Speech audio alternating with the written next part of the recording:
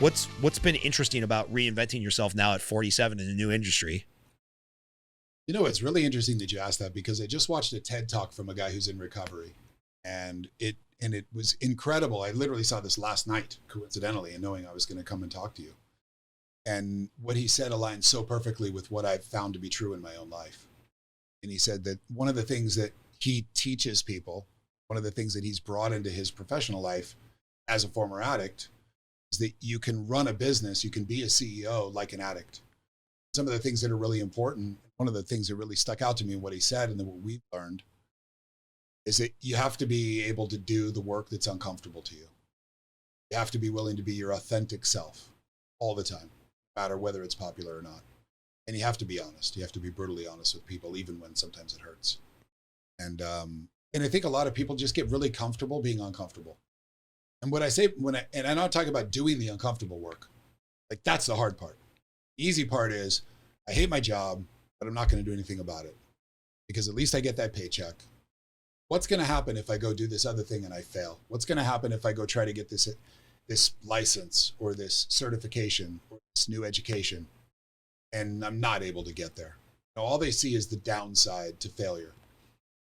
I mean, there are millions of quotes on how failure is literally how you get to success. You have to fail in order to succeed. There's never been anybody that I've ever known or read about that didn't fail on their way to succeeding. Yeah, I think the average successful business owner had something like 3 failed ventures before the successful business. You know, you can just look down the line at all the epic failures that ended up turning into great success stories either later in life or on the 3rd shot or the 4th, whatever. It is pretty fascinating because, yeah, again, going back to the social dilemma and the Instagram influencers, those people, you never see their failures, right? It's all rose-colored glasses, and that's not real life. It's not real life. Well, that's the personality ethic, right? That's what they want you to see. This is really, I mean, this is kind of the crux of the problem in our society right now is it's all about the image and there's no substance there. No one's talking about their character. If they did something nice for somebody, yeah, that's not going to make Instagram. No one gives a shit about that, which is really tragic. Yeah. But at the end of the day, if you're willing to be uncomfortable, you're willing to put yourself out there. You know, there's this is the feminine side of me coming out now. Perfect. There's a woman whose name is Brene Brown. I don't know if you heard of Brene Brown, and she's a phenomenal. She calls herself a storyteller researcher, and she's just absolutely incredible. She's got TED Talks, and she's published books. And one of the things she talks about is the only way to true human connection is through vulnerability.